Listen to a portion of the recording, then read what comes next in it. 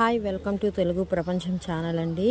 Singapore, Hong Kong 2 countries మన Indian మసాలాస్ని, private branded Indian మసాలాని refuse చేసేయండి. రీజన్ ఏంటంటే అండి, ఆ మసాలాలో ఎథిలిన్ ఆక్సైడ్ అనే కాంపౌండ్ ఉంది. అయితే ఈ కాంపౌండ్ క్యాన్సర్ని కారకంగా ఉండే కాంపౌండ్ అండ్ దీంట్లోని 30% ఆఫ్ సాల్మోనెల్లా బ్యాక్టీరియా అనేది ఉందండి. ఈ సాల్మోనెల్లా బ్యాక్టీరియా వల్ల ఏంటంటే మన స్టమక్ అప్సెట్, అంటే స్టమక్లో ఇన్ఫెక్షన్ వచ్చేస్తుంది. దాంతోపాటు మన ఇంటెస్టైనల్ ట్రాక్ ఉంటుంది, అదే జీవవాహిక కానీ జీర్ణవాహిక పేగుల్లో కానీ ఇంటెస్టైనల్ ట్రాక్లోని ఇన్ఫెక్షన్ ఫామ్ అయిపోయి చాలా డ్యామేజెస్ అనేది చేస్తుందండి సెల్స్లోని, ఇంటెస్టైనల్ ట్రాక్ సెల్స్లో.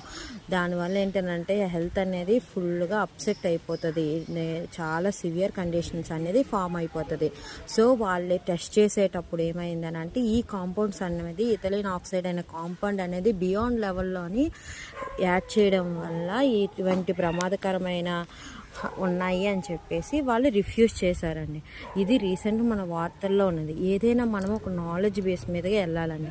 సో అందుకని ఇలాంటి వాతావరణంలో మన ఓన్గానే మసాలాని ప్రిపేర్ చేసుకోవడం చాలా బెస్ట్ అండి. నా కొలతలతో అయితే నేను ఏ విధంగా మసాలాలు తయారు చేశాను అనేది ఒకసారి వీడియో అయితే చూడండి.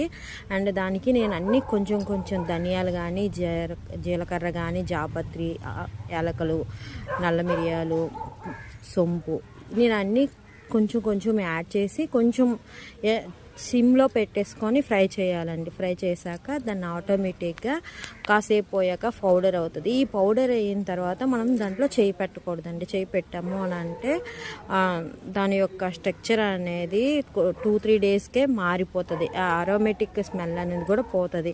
మనం ఒక క్లోజ్డ్ కంటైనర్లో వేసేసుకొని 1 వీక్ మాత్రమే స్టోర్ చేసుకోండి. ఏ పదార్థానైనా ఓవర్ స్టోర్ చేసుకునేటప్పుడు మన దాంట్లో కూడా కొంచెం ప్రమాదకరమైన డ్యామేజెస్ అనేది ఏర్పడతాయి. సో ఈ మసాలా మీకు ప్రిపేర్ చేసుకోండి, మీరు హెల్తీగా ఉండండి. కొంచెం ఈ ప్యాకెడ్ ప్రోడక్ట్స్ని మాత్రం అవాయిడ్ చేయడానికి ట్రై చేయండి. మీకు ఇంకా ఈ పెస్టిసైడ్స్ కోసం కానీ లేదనంటే ఫుడ్లో ఏ బెవరేజెస్, అడిటివ్స్ యాడ్ చేసి ఉన్నాయో దానికోసం నేను ఒక వీడియో చేయమంటే నేను చేస్తానండి. చాలా థ్యాంక్ యూ అండి.